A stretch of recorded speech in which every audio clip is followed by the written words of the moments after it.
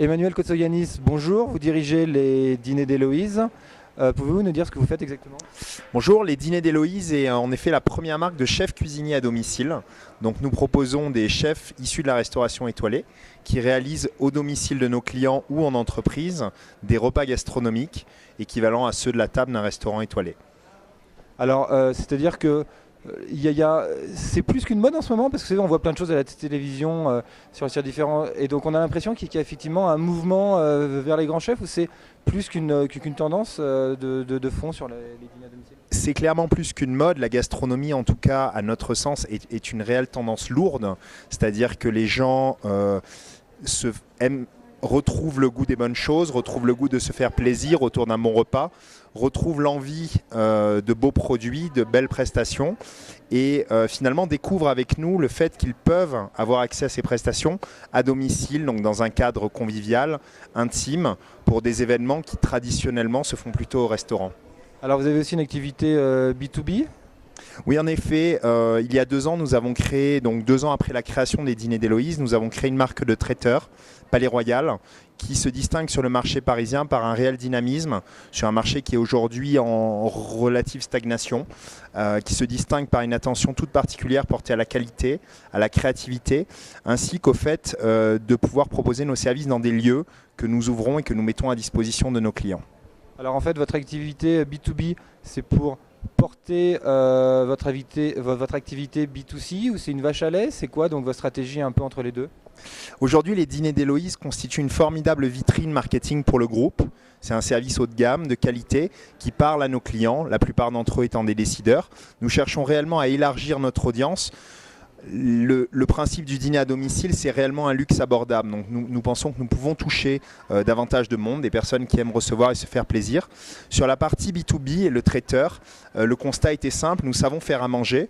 Nous savions faire à manger pour peu de monde. Nous avons appris à faire à manger pour beaucoup de monde en maîtrisant les contraintes logistiques et en participant à l'ouverture de nouveaux lieux de réception parisiens et donc une complémentarité forte entre nos deux activités, à la fois sur le plan de la clientèle, puisque les patrons de nos clients B2B sont parfois nos clients B2C sur les dîners d'Héloïse, mais également sur les moyens mis en œuvre pour réaliser les prestations qui restent avant tout des prestations alimentaires, gastronomiques. Alors donc dites-moi si je me trompe, vous avez fait un partenariat place de la Madeleine donc avec SFR, c'est ça? C'est le carré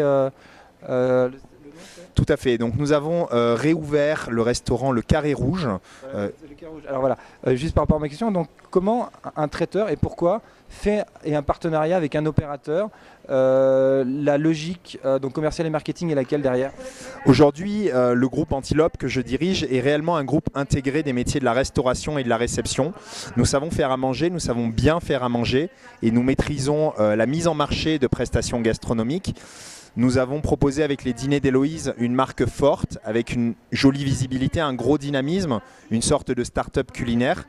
Il semblerait que cette marque ait retenu l'attention du groupe SFR, qui en effet nous a choisi pour animer son restaurant et y développer un concept tout à fait original de restaurant à tartare. Un concept frais, authentique, tout à fait dans l'air du temps, qui a en effet ouvert il y a quelques semaines, place de la Madeleine. Alors si demain un autre opérateur donc vous demandez la même chose, vous le feriez aussi? Non, ce qui est sûr, c'est qu'aujourd'hui des marques fortes et dynamiques qui maîtrisent un réseau de distribution s'intéressent à la restauration. Et de notre côté, nous nous intéressons à l'extension de nos activités et à la mise à disposition de notre savoir-faire gastronomique pour des marques qui derrière souhaitent mettre en œuvre ce type de prestations pour leurs clients. Donc on pourrait imaginer demain un carré d'un groupe dans l'électricité, un carré dans un groupe dans je sais pas trop quoi. Là par exemple on entend un bruit parce qu'on est dans un aéroport pour un avionneur et qu'en final, et donc derrière c'est quoi? C'est une sorte de fausse marque blanche, il faudrait trouver un nom par rapport à ça. Comment un peu vous voyez ce marketing un peu partenariat? C'est pas une marque blanche, la gastronomie est un métier, les marques ont également leur métier qui est d'animer leur marque et d'animer leur réseau de distribution. Nous apportons de la restauration à valeur ajoutée et travaillons en réel partenariat avec ces marques. Nous avons installé par exemple une salle à manger de direction dans le siège de la marque The Couples, donc on parle ici de vêtements.